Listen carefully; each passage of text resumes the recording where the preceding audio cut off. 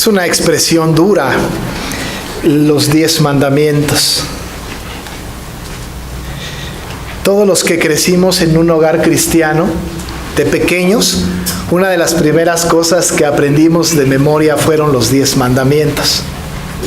Lo interesante del asunto es que normalmente aprendemos de memoria lo que no hacemos después. Casi pudiésemos decir, ¿para qué nos lo aprendemos de memoria si no lo vamos a acatar? Nos hemos convertido de repente simplemente en cristianos muchas de las veces de costumbres, de hábitos. Hay que aprender cosas de memoria, hay que hacer algunos rituales, pero no hemos encarnado la palabra del Señor al grado de que busquemos o nos exijamos a nosotros mismos ciertos cumplimientos a las normas establecidas en la Escritura. Como quiera que sea, esto no solamente es de los 10 mandatos, pero está en toda la Biblia.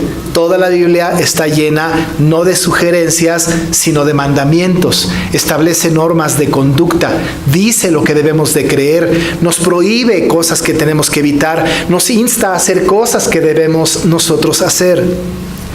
La vida de nosotros, como la vida de aquellos creyentes del Antiguo Testamento, era una vida que efectivamente conocía normas, pero que las rompía con facilidad. Esto no se sale del control de Dios.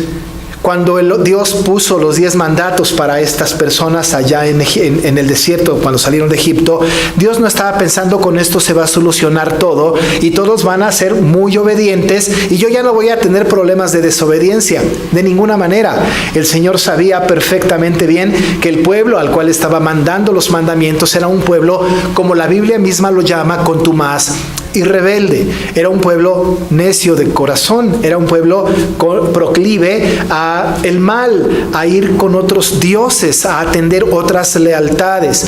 Pero era muy importante que se establecieran estos 10 mandamientos, no para que los asuntos terminaran, sino para que la voluntad, la ley, el decreto establecido por Dios estuviera enfrente de la gente.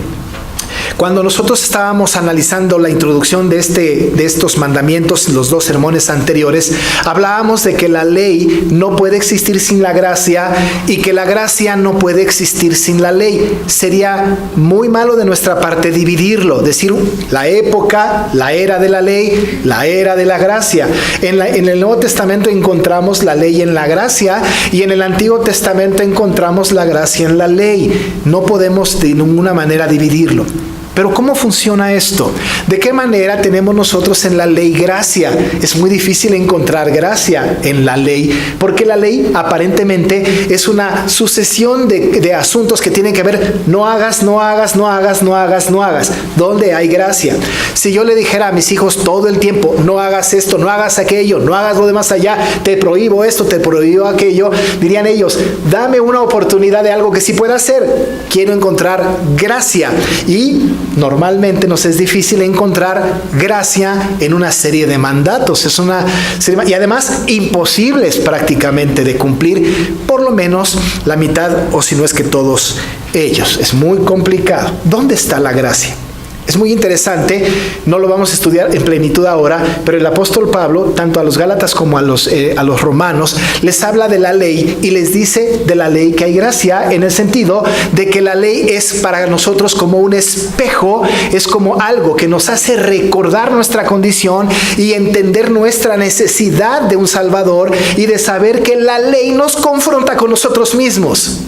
Porque cuando leemos la ley, nos vemos nosotros como en un espejo y decimos, sí, ese soy yo. Sí, ahí me veo yo. Sí, eso hago yo. Es un espejo que nos refleja a nosotros mismos y nos hace ver a nosotros tal y como nosotros somos. La pregunta es, ¿dónde está la gracia? ¿En dónde está en esto la gracia? La gracia está en que el Señor maravilloso, este Señor que no tolera al malvado o no lo da por inocente, como dice la Biblia, le ha permitido permanecer con vida. Y no solo esto, sino que esta ley, según el testimonio del Nuevo Testamento, nos conduce a Cristo.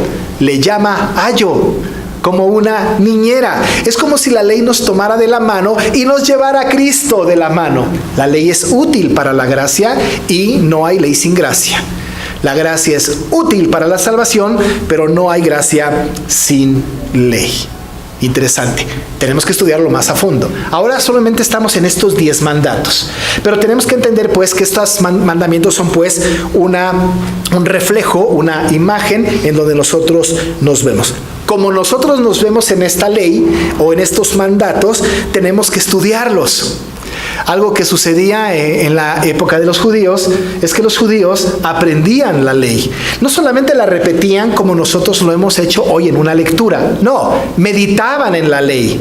Estudiaban la ley. Los niños iban a las sinagogas en la época de Jesús a estudiar la ley. En el Antiguo Testamento tenemos el maravilloso capítulo 6 de Deuteronomio, en donde el Señor le dijo a Moisés y a todos los de Israel que les enseñara la ley a sus hijos día y noche. Enseñarás estas palabras a tus hijos cuando vayas por el camino, cuando te acuestes, cuando comas, por todos lados, en todas las circunstancias. Era tan importante la ley, pero era tan importante la ley que era un elemento que el pueblo tenía que tener enfrente para tener una vida más santa delante de un Dios exigente. Se ha perdido un poco. Se ha perdido un poco en nuestro tiempo, porque en nuestro tiempo hemos cometido el error de creer que ya no estamos bajo la ley, sino bajo la gracia. Se ha perdido un poco porque ahora nosotros entendemos que no importa lo que hagamos, el Señor nos va a perdonar de todas maneras. Se ha perdido un poco porque nosotros podemos transgredir los mandamientos del Señor sin ninguna intención o sin ninguna emoción contraria, en donde nos diga, estoy mal, estoy yendo en contra de la voluntad de Dios. Y cuando estudiamos con detalle los mandatos, nos damos cuenta de cuán miserables somos. Pero por otro lado, nos damos cuenta de qué misericordioso Dios, de que nos establece los principios sobre los cuales nosotros tenemos que caminar para no ofenderle transgrediendo su ley. Ahora nos encontramos nosotros en una tarea muy ambiciosa de poder estudiar cada domingo un mandamiento. Quiero avisarles que hay mandamientos que los tomaremos solamente un domingo. Habrá mandamientos, por lo menos 2 de ellos, que vamos a tomar 2 domingos, como el 4º mandamiento y el 5º mandamiento tomaremos para cada uno 2 domingos. Pero de ahí en fuera, el resto tomará una sola predicación. Es ambicioso, pero la idea es que también usted, amado hermano, pueda ver la Escritura, tomar nota de lo que se dice aquí y estudiar en casa estos mandamientos de nuestro Señor. Hoy estudiaremos el primer mandamiento. Ya hicimos una introducción, tomamos como base Deuteronomio 5, hablando acerca de este establecimiento de la ley. Hicimos también ya una contextualización filosófica, teológica de esto. Hablamos un poco acerca del legalismo y del antinomianismo. Hemos hablado de estos conceptos, pero ahora nos acercamos al texto con gran responsabilidad para que podamos nosotros analizar este pasaje maravilloso que tenemos frente a nosotros. ¿Cuál es el primer mandamiento? No es muy complicado, en realidad es muy corto. Si fuera tan corta la exposición como está el primer mandamiento, sería bastante sencillo. Pero este mandamiento exige de nosotros una reflexión profunda, porque profundo es todo lo que Dios dice. Nada de lo que Dios dice es superficial, nada de lo que Dios dice debe de ser tomado a la ligera.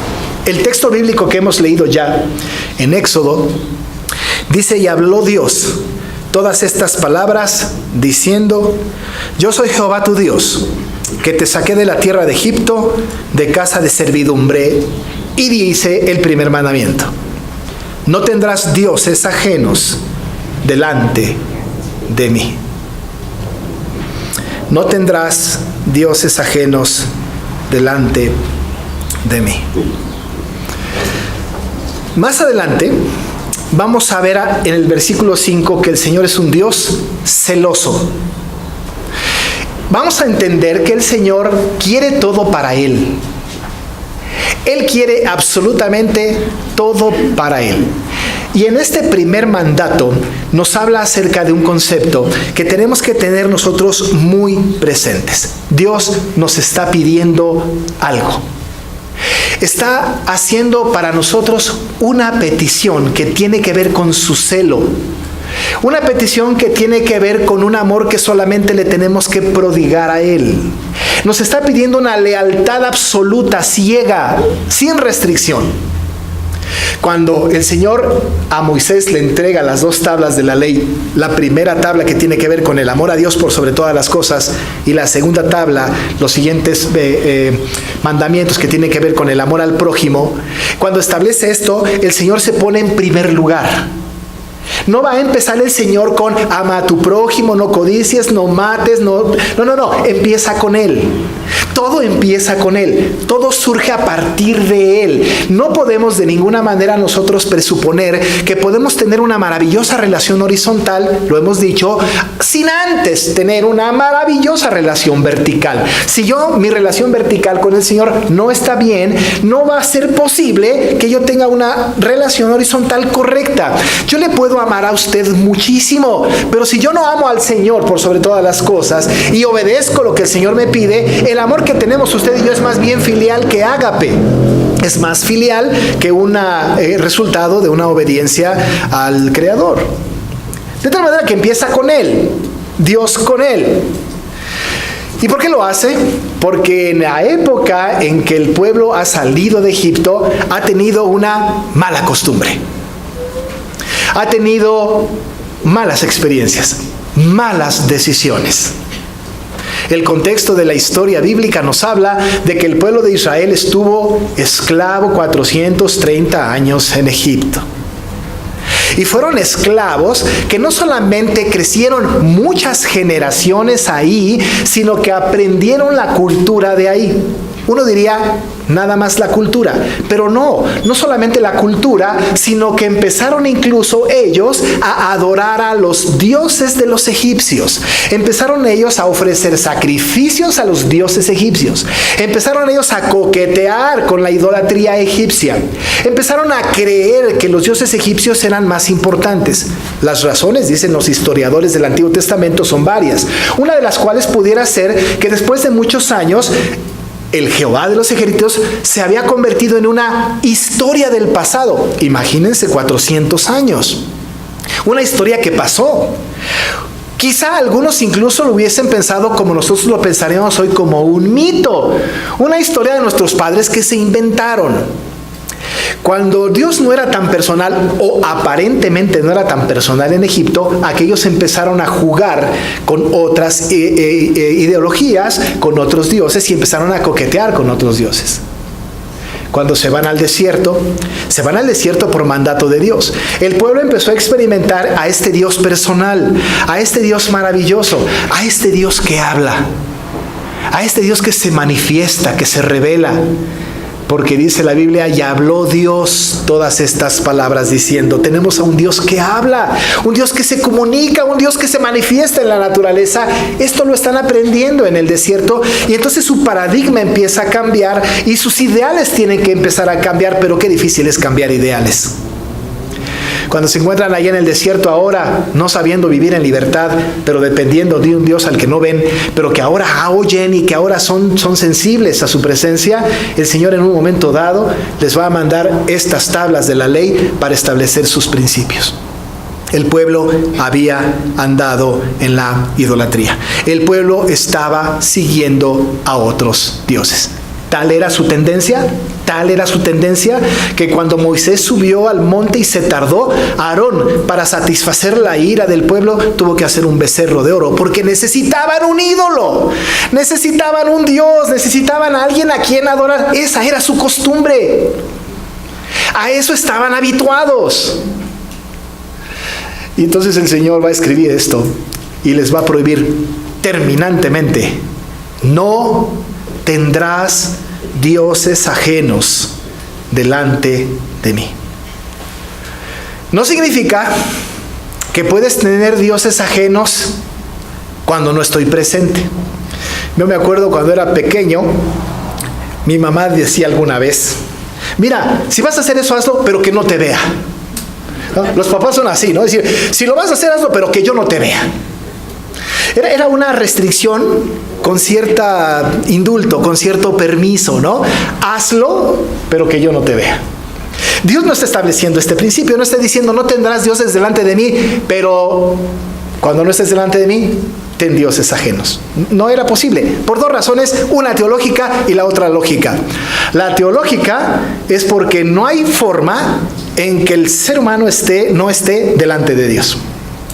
No hay forma. Se esconda donde se esconda, vaya donde vaya. No hay forma. Uno de los atributos del Señor es su omnipresencia. Está en todos lados a la vez. Si alguno de nosotros piensa que Dios no está en algún momento de mi vida presente, está equivocado. Dios siempre está presente. Y nosotros, estemos donde estemos, en cualquier momento que estemos, estamos delante de Dios. No es cierto que solamente estamos delante de Dios cuando venimos al culto. No es verdad. Estamos delante de Dios todo el tiempo, porque el Señor está pendiente. Ya dijimos que es inmanente, está presente todo el tiempo, de tal manera que no hay manera de que el pueblo se escape. No hay forma de que el pueblo diga, bueno, delante de Dios no voy a tener dioses, pero fuera de Dios, cuando no me vea Dios, voy a tener dioses. Sería absurdo, no es lógico pensar así. Así que empieza un mandato con mucha fuerza. No tendrás dioses ajenos delante de mí. En ningún momento de la vida, de la existencia, ni dioses visibles, ni dioses invisibles. Cuando se estudia esto, la teología bíblica tiene un apartado completo acerca de la cuestión, ¿es que hay más dioses? ¿Por qué Dios dice, no tendrás dioses ajenos delante de mí? ¿Es que existían más dioses? ¿Había más dioses en el mundo que gobernaban? La respuesta simple es sí y no. No hay otros dioses, porque nosotros sabemos que solamente hay un Dios. El apóstol Pablo a los Corintios les dijo, acerca pues de las viandas que se sacrifican a los ídolos, dice Pablo, sabemos que un ídolo nada es en el mundo y que no hay más que un Dios. Solamente hay un Dios. Para nosotros, sin embargo, dice Pablo, solo hay un Dios, el Padre del cual proceden todas las cosas, y nosotros somos para Él, y un Señor Jesucristo por medio del cual son todas las cosas, y nosotros por medio de Él. ¿Hay más dioses? Hermanos, no hay más dioses. El único Dios, el verdadero, el único posible es Jehová de los ejércitos. Entonces, pues es como una bala tirada al aire este mandato. No tendrás dioses ajenos de mí. Es como si el pueblo dijera, Dios, pero ¿hay más dioses? No los hay. Pero sí hay lealtades a dioses falsos. Pero sí hay tendencia a adorar algo distinto que no sea Dios. Allá estaba el becerro de oro. Allá estaban todos los dioses de su época. Los dioses de la época del Antiguo Testamento eran innumerables. Casi cada pueblo tenía un dios. Como en México, cada colonia tiene un santo. En todos lados. Estaba Baal, Quemos, Moloc, Acera, Mamón y otros tantos que se mencionan en la Biblia. Y todos tenían gente con lealtad. Los enemigos eternos del pueblo de Israel, los filisteos, tenían a su dios Dagón con cola de pescado. Había dioses para todo. Y había dioses hasta para cualquier cosa. Para la cosecha, para la lluvia, el dios del sol, el dios de todo. Y luego cuando vino encima la cultura griega, bueno, pues vino toda la mitología griega con toda la bola de dioses, empezando con Zeus, que estaba en el monte del Olimpo. Y un montón de dioses. Es que son a nivel de Dios, no. Son lealtades a deidades falsas. Le llamaríamos ahora ídolos. Pero estos ídolos, estos dioses falsos, al paso del tiempo, se fueron acabando, porque los dioses falsos tienen fecha de caducidad. De tal manera que Baal ya no es el que manda la lluvia y los truenos. De tal manera que Zeus ya no más se sienta en el monte Olimpo, salvo en las películas de hoy día. El dios alemán Thor solamente sale y lo crea Hollywood. Ya nadie ofrece sacrificios a Mamón. Ya nadie ora a Acera. Hoy no. Entonces, para nosotros no es contextual el mandato. Es que ahora para nosotros no nos aplica el mandamiento porque los dioses a los cuales adoraban nuestros padres fueron dioses de aquella época. La respuesta, amado hermano, es que nosotros tenemos también lealtades hacia otras cosas. Hay idolatría hoy en el mundo moderno. Mucha idolatría. Tremenda idolatría. Idolatría a aquellos que no son Dios. El Señor va a complementar, la semana que entra vamos a ver este concepto. Y va a hablar de las imágenes de lo que está arriba en el cielo, en la tierra y debajo de la tierra, a las que honramos, pero tenemos ídolos subjetivos y objetivos, ídolos que tienen que ver con cosas a nuestro alrededor y que no nos damos cuenta, pero que gobiernan nuestro corazón y que están esclavizados nuestro corazón a estas cosas. Ídolos que van y pasan por los deseos de la carne, el deseo de poder, la razón, la naturaleza, la tradición, la familia, la iglesia. Hay ídolos por todos lados. Nuestro corazón está inclinado a un ídolo. Algunos idolatran su trabajo. Algunos, el fútbol. A lo mejor por eso hoy no viene alguien. Algunos idolatran al marido o a la esposa. Algunos a la iglesia. Pero hay ídolos arraigados en el corazón. ¿Son dioses? No, porque solamente hay un Dios. Pero ¿dónde está la raíz del problema? Pablo le dijo a los romanos la raíz del problema. Habla de los hombres pecadores y dijo que cambiaron la gloria del Dios incorruptible en semejanza de imagen de hombre corruptible, de aves, de cuadrúpedos y de reptiles. Dice Pablo a los romanos que cambiaron la verdad de Dios por la mentira, honrando y dando culto a la criatura antes que al Creador, el cual es bendito por los siglos. Porque el Señor, cuando nosotros pecamos, nos entregó a esta clase de inmundicia. Porque el Señor, cuando nosotros pecamos, permitió que nosotros siguiéramos en ese lodo fangoso de la idolatría. Porque entonces nosotros empezamos a dejar de ver al Creador por ver a la criatura y a lo creado. Porque ahora somos capaces de adorar un árbol, capaces de adorar un ángel, capaces de adorar las cosas que se nos van presentando día con día, y convertimos de nuestra afición un Dios, y convertimos de nuestro trabajo un Dios, y convertimos de una gran cantidad de cosas un Dios. El mandato no va sobre dioses que no existen, va sobre lealtades de los hombres hacia las cosas que lo alejan de Dios. Va sobre todas aquellas cosas en las que nosotros estamos esclavizados y que nos alejan completamente del Señor. En ese sentido, hermanos, el primer mandamiento se convierte en algo importante para nosotros. Y quiero decirles que este mandato, este primer mandamiento, tiene un sentido de elección nuestra. Va a decir usted, pero cuando hablamos de elección nuestra, los muy reformados como yo y como otros, nos hace un poco de cosquillas en el oído. Nosotros elegimos, no para la salvación, pero una vez que somos salvos, una vez que hemos sido regenerados, una vez que nuestro corazón ha sido cambiado por el Señor de piedra a carne, una vez que nos trasladó el Señor de las tinieblas a su luz admirable, nosotros tenemos que tomar una elección. Nosotros tenemos que decidir qué hacer con nuestra vida espiritual. De ahí que no se pelea la soberanía de Dios con la responsabilidad del hombre. Tenemos una responsabilidad. Hay que tomar una decisión. Y en ese sentido, Josué se enfrentó a este mandamiento y a una elección. Le quiero decir lo que dice Josué 24, versículo 14 y 15. Usted se lo sabe de memoria. Bueno, no sé si de memoria, pero lo conoce. Después de que Josué allá en Siquem le dijo al pueblo y le recordó el mandato o los mandatos del Señor, les había contado cómo el Señor los sacó de Egipto y les había dado la tierra de Canaán.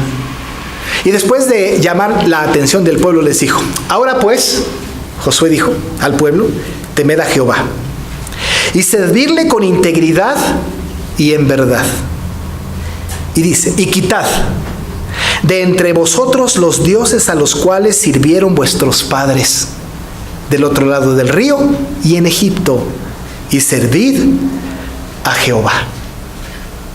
Lo que les está diciendo es, vengamos al cumplimiento del primer mandamiento. Dejen a los dioses que adoraron nuestros padres del otro lado del río. Y menciona también a Egipto. Esos dioses a los cuales les rindieron lealtad, déjenlos ya. El mandato no solamente es una recomendación, que no lo es una exhortación, es un mandato de parte del Señor diciéndonos, dejen a aquellos dioses. Aquellos que adoraron antes. ¿Sabe cuándo es antes? Cuando no era cristiano. ¿Sabe cuándo era antes? Antes de ser nacido de nuevo. Usted viene del mundo, hermano. Yo también. Todos venimos de ahí. Todos nacimos en una condena de muerte espiritual y física. Todos venimos en una condición de depravación absoluta y total, no parcial. Y al Señor todos nos sacó de esa condición.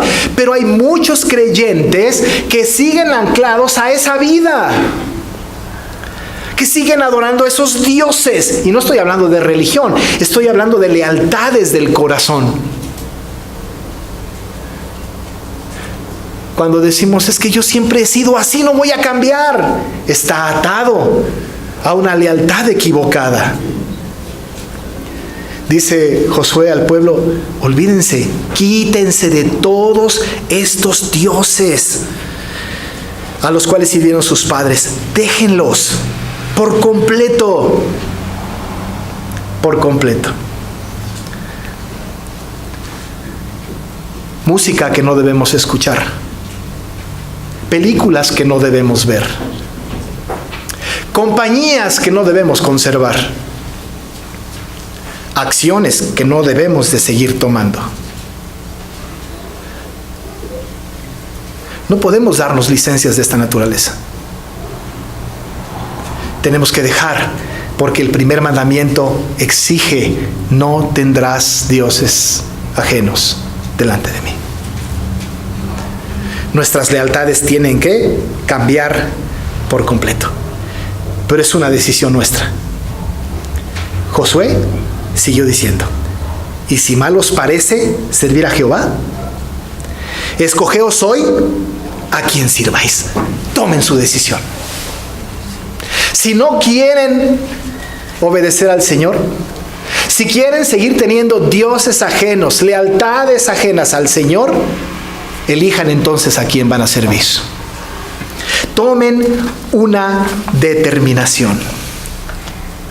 En el versículo 23 de este mismo pasaje, Josué les dice, quitad pues ahora los dioses ajenos que están entre vosotros e inclinad, dice el pasaje, vuestro corazón a Jehová, el Dios de Israel.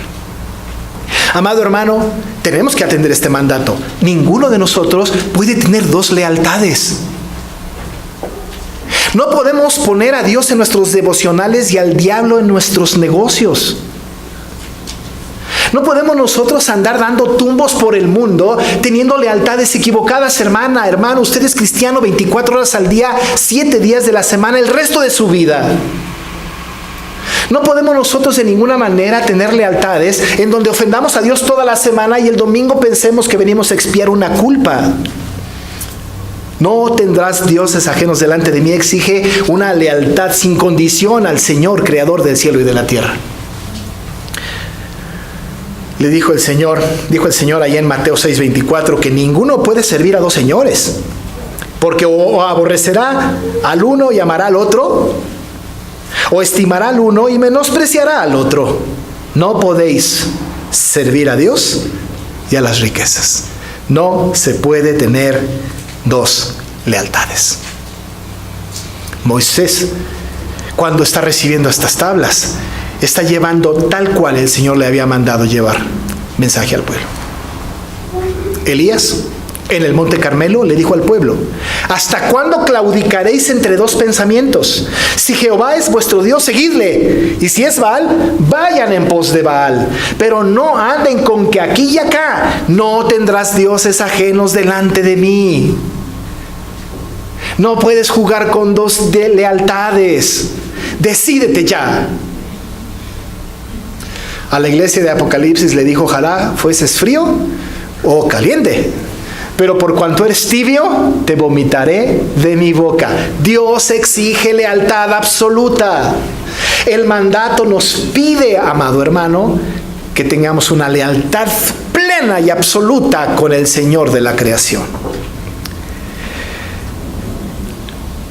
Nosotros deberíamos de tener la reacción que tuvo el pueblo en aquella vez. El versículo 21 y 24 nos dicen su reacción. El pueblo, versículo 21, el pueblo entonces dijo a Josué, no, sino que a Jehová serviremos. Y el 24, y el pueblo respondió a Josué, a Jehová nuestro Dios serviremos y a su voz obedeceremos. El propósito, amado hermano, es que nosotros podamos tener una determinación de servir solo a Jehová. Y todo lo que le estorba, todos los dioses que tiene, todas las lealtades que le alejan de Dios, deben ser quitadas por completo. Cuando lleguemos al cuarto mandamiento, nos vamos a dar cuenta con toda claridad de que tenemos muchas otras lealtades, porque no dedicamos todo el domingo para el Señor. Hay otras cosas. Qué difícil va a ser quitar todas las lealtades que nos alejan del Señor. No tendrás dioses ajenos delante de mí. La esencia del mandato, no solo de este, sino de todos los mandamientos, está en la esencia de la ley completa.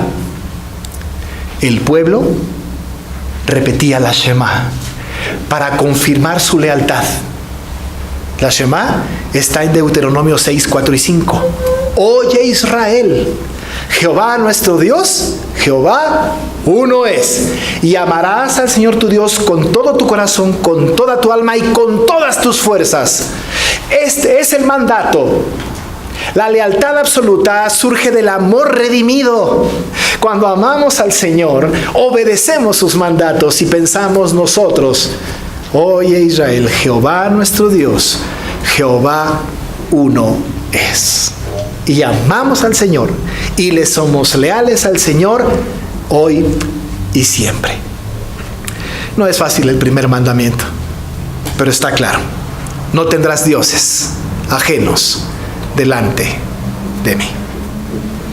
Se lo dejo, piénselo, órelo y quítese todos aquellos dioses que adoró antes o que está adorando ahora y sea leal solamente al Señor. Oremos. Padre, tus mandamientos son maravillosos porque también en tus mandamientos encontramos tu gracia. Tú eres celoso y no quieres que de ninguna manera tengamos una lealtad que no sea a ti. Que no nos hagamos ídolos. Entendemos que tu mandato surge de un amor absoluto hacia ti. Cuando no acatamos tus mandatos, cuando tenemos otras lealtades, otros dioses, es como si dijéramos, no te amamos, solo a ti. Pero nosotros, Señor, como el pueblo de Israel, queremos decidir, elegir, servirte a ti y obedecerte a ti. Porque Jehová nuestro Dios, Jehová uno es. Y amaremos a Jehová nuestro Dios de todo nuestro corazón, con toda nuestra alma y con toda nuestra fuerza. Ayúdanos, porque no podemos solos. Es una tarea difícil, pero que trae dividendos espirituales maravillosos de obediencia hacia el Creador del cielo y de la tierra. Te amamos y queremos seguirte sirviendo en el nombre de Jesús. Amén.